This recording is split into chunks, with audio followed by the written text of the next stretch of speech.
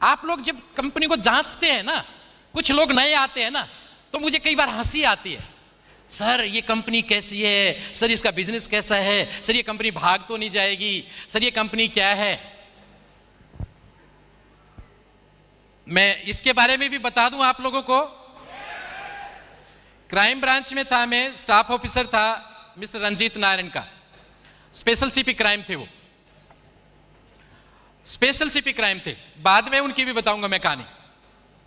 मैंने जब उनको इस कंपनी के बारे में बताया, मेरे प्रोडक्ट यूजर हैं, वो आज भी यूजर हैं, तो उन्होंने कहा, जिस टाइम पे एक वक्त ऐसा आया था कि जब मैं बहुत ज्यादा पागल हो गया था इस सिस्टम के लिए, तो उन्होंने कहा एक काम कर, क्योंकि मैं क्राइम ब्रांच की इकोनॉमिक ऑफेंस सेक्शन में था, जहां पे ऐसी कंपनियों के खिलाफ रोजाना केस रजिस्टर करते हैं।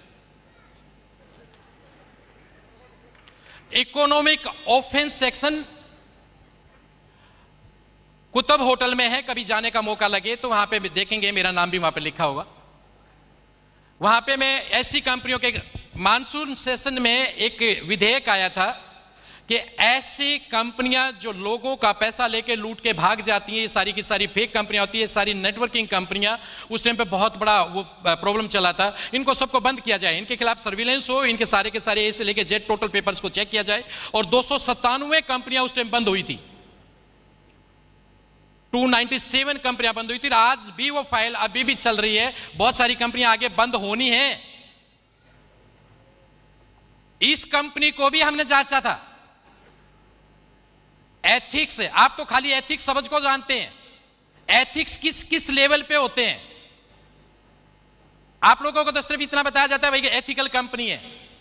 एथिक्स एक तरीके से नहीं होते, उसके हर एंगल से जांचा जाता है। गवर्नमेंट रूल को देखा जाता है, पॉलिसीज को देखा जाता है, इंडस्ट्री को देखा जाता है, उस कंपनी के उसको पॉलिसी को देखा जाता है, उसके प्रोडक्ट की ऑथेंटिसिटी को देखा जाता है। उसके 12 एंगल से हम उसको जांचते हैं, पूरे 12 एंगल से उसकी कंप्लेंट्स को जांचते हैं, इसकी कंपनी के खिलाफ कंप्लेंट कितनी है, ऊपर से लेकर नीचे तक सब कंपनियों के नाम थे।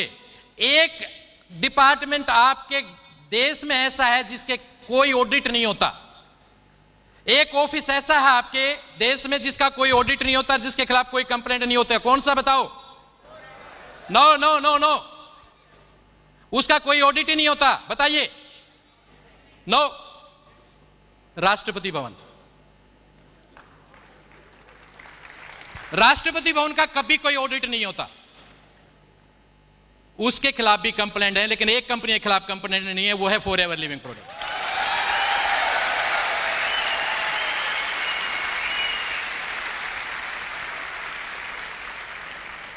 शायद ही कोई ऐसा गवर्नमेंट डिपार्टमेंट हो जिसने हमेशा टाइम पे पैसा दे दिया हो, शायद ही। कितना भी ऑथेंटिक डिपार्टमेंट क्यों ना हो, कितना भी सिस्टमेटिकली डिपार्टमेंट क्यों ना हो, लेकिन 2 बार तो पैसा लेट होता ही होता है। 31 मार्च को और 31 सितंबर को फाइनेंशियल क्लोजिंग होता है, 6 मंथली और ईयरली, तो 2 बार तो पैसा लेट होता ही होता है। सैलरी क्या कहते हैं पंकज जी?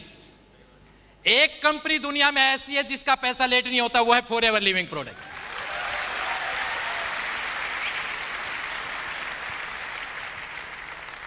क्या क्या सलूट करें हम सर आपको,